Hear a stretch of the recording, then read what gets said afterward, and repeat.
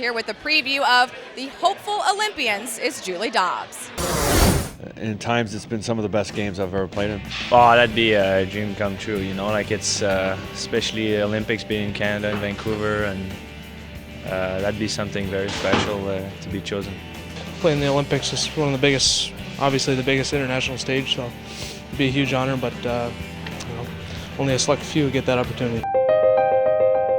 That opportunity is fast approaching, and many of the Dallas Stars' names have been thrown around as possible selections to represent their country in the 2010 Winter Olympics in Vancouver. Anytime you can represent your country, it's an honor and put on the Team Canada jersey, but the Olympics is, I guess a little above and beyond, and not too many people get a chance to be a part of that team. Of course, it's an honor to play for your team, and we're defending gold medals, so it's going to be real fun if I'm going to make the team. The Olympic teams will all be announced by January 1st, the United States being the last team to unveil their 20-man roster on New Year's Day. It'll be pretty. It could be a pretty special day that day.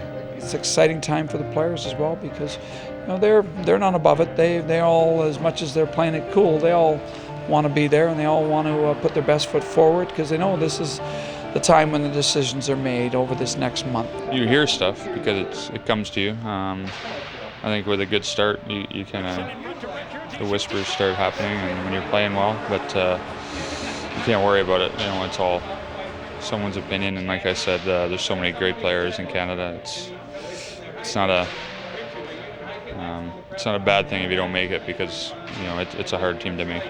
Yeah, you're not really thinking about it, but I guess any time when people mention it, it's in the back of your head, and like I said, it'd be such an honor to put on the Team Canada jersey and represent, but there's so many good players, and I'm young and just coming up, so it's nice to hear, but who knows what could happen. Guys in the league talk about it, I'm sure, but it's something that I don't really worry about. I'm not really trying to think about it right now. I know they're going to pronounce the team in late December, so we'll see. Right now I just want to think of helping my team here and just play good here. While most of the Stars are shooting for their first Olympic opportunity, for others, it's a familiar experience that they would love to relive. Well, I think obviously Salt Lake City, being with Herb Brooks and being in a gold medal game against Canada, and being at home in Utah in front of the fans, it was one of the more memorable ones that I had. It was great. It was a chance of a lifetime for sure. It was in Italy, so it's a beautiful part of the world, and the only thing bad, we didn't win a gold medal, but I'll never forget it for sure. Brad Richards represented Team Canada in the 2006 Olympics in Italy. Defenseman Carlos Skrastins has played for Team Latvia the past two Winter Olympic Games in 2006 and 2002. And of course, there's the great Mike Modano, who is gunning for a shot to play in his fourth Olympic Games this year in Vancouver. And that was kind of my motivation going into the season, to try to get ready and get in shape and have some sort of a good, decent first half to kind of see if I would get selected and see if I get picked. But time will tell. But it would be a nice to have a last chance at it to get a gold medal and play with a bunch of young kids that are very energetic, enthusiasm, and great skill. So it'd be fun to be a part of it. Obviously, being in your home country would be a great thrill. The 2010 Olympics will mark the first time since NHL players have been allowed to compete that the games will be in an NHL city, such as Vancouver. It'll also be the first time that the Olympics are played on an NHL-sized rink like this one, which is about 14 feet more narrow than the regular Olympic-sized rink. Will favor a little bit of us, but a lot of the Europeans are over here playing anyway, so they don't have a big much to adapt as far as going to the large ice, but usually when we've had to go to Japan or Italy, it's a bit of an adjustment.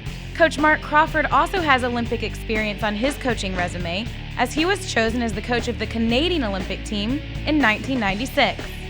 It was a big thrill. It was the first time the pros were playing in the Olympics, so everybody was excited about it. When I got the opportunity to be the coach, I was really thrilled.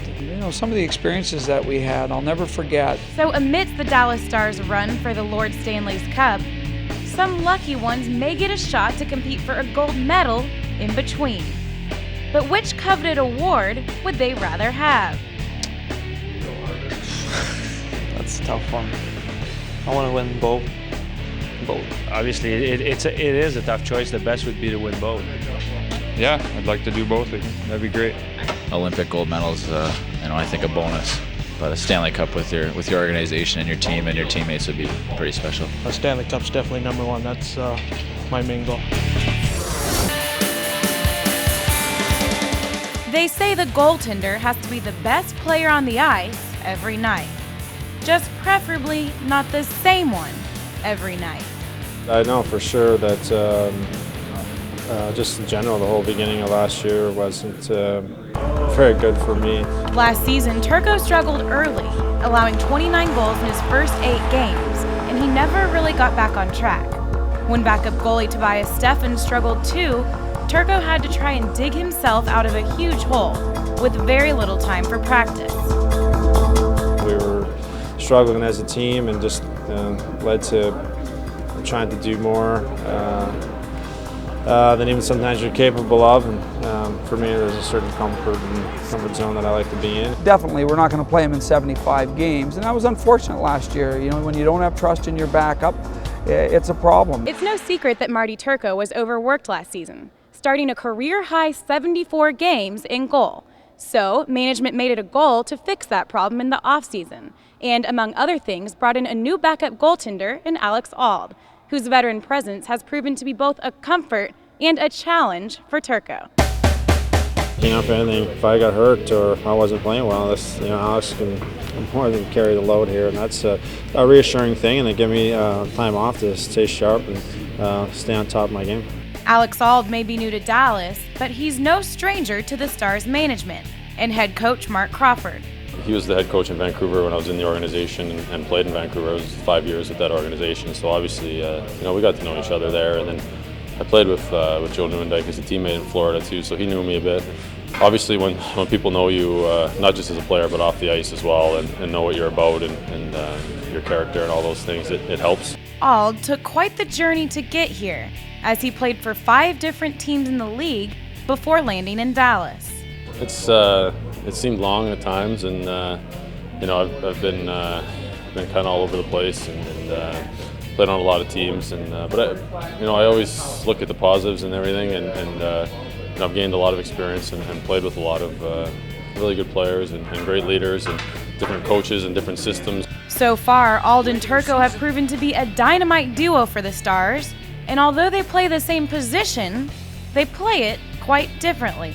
Their games are pretty different. I mean, he's a little bit more, I guess, of an older style, and I'm a little bit more of the modern blocking goalie and more of a butterflyer. Alex does play the modern style goaltending, but with that comes a lot of size. He's 6'2", 6'3", when Marty's 5'11".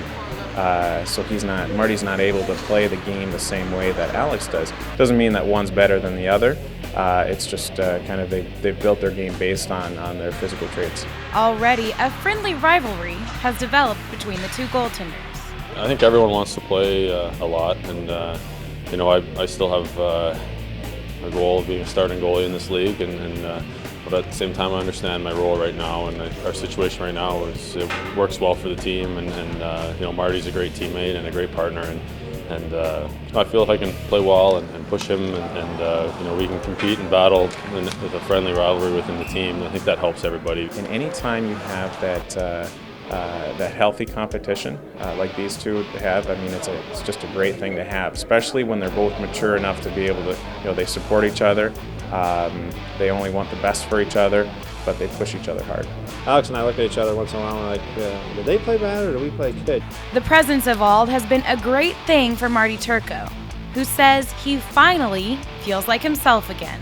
I realize now, having not only Alex here, but the confidence of this team, the way they're playing, even though they're young with some injuries, they're playing well, and that I'm at my best when I'm doing what I need to do, and so far things have been good. And for Stars fans, that sure is a great thing to hear.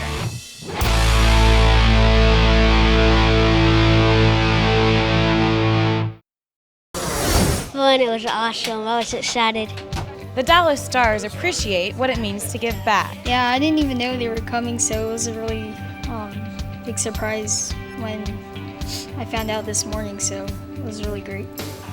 Although they played 13 games in the month of December and celebrated some big wins over the Sharks, Red Wings, and Blue Jackets, the Stars found some time to celebrate the true meaning of the holiday season. First, the guys took a day off in the middle of a 5-game road swing and headed to Children's Medical Center in Dallas. Come Christmas time, it definitely makes it a little bit more special to be able to come here, especially to Children's Hospital and help out. And just like I said, put that smile and that bring that energy that some of the kids definitely probably haven't had in a couple days. Met some great kids. Julius, Shannon, Kwame was a treat. They all were. Whether it was a game of basketball, air hockey, or some arts and crafts, the kids and players alike cherished the time spent together. I hope I'll never forget this experience.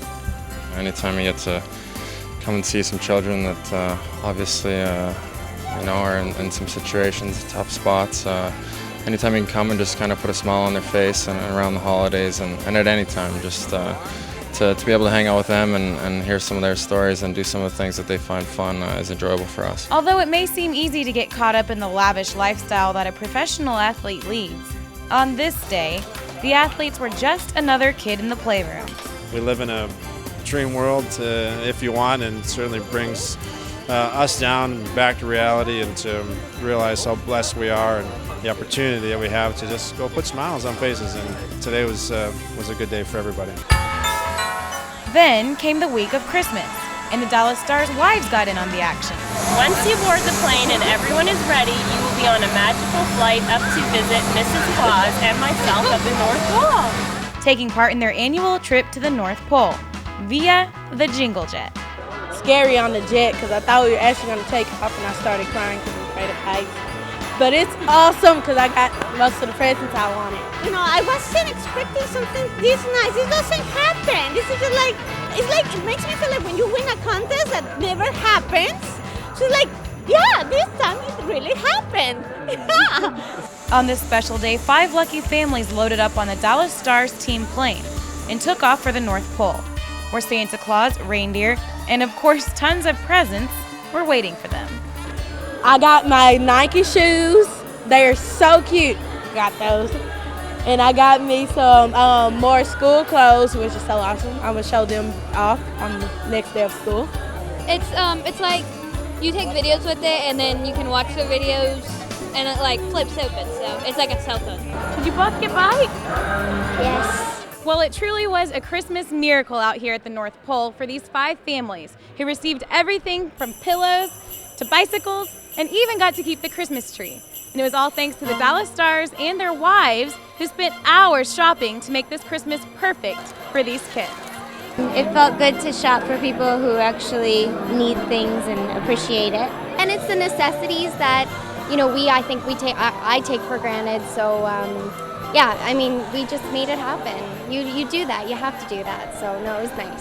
It's amazing. I don't have children yet, but it's so cool to see kids open presents at a tree. And honestly, these families are like so awesome and loving, and they're so thankful, and it's so cool to even be a part of it. It was unbelievable. I mean, this is a family who really didn't have much at all, so it was so nice to be part of it. I've never been part of it before, so I had a great time. It's just so nice to see them open everything and be so appreciative and not know what to expect, and it's really, really nice. Mike Madonna, Trevor Daly, and Toby Peterson also showed up to represent the Stars at the event. The fact that he came today is his first Jingle Jet. He was so excited, and he's like a kid. He's at like 5 different trees at once. It's just a great experience for us, and and obviously for them, I hope. And this is what Christmas is all about. So we're very fortunate that we're in the position we're in, that we can give a little back. Whether it was a day at the Children's Hospital playing games with all the kids. Well, he beat me pretty bad, but so. Doesn't matter though, because it's really fun. Everybody can be a winner. Or a surprise trip to the North Pole. This is like wonderful. Really, thank you guys very, very much. The Dallas Stars definitely spread their share of Christmas spirit this holiday season. I love the North Pole.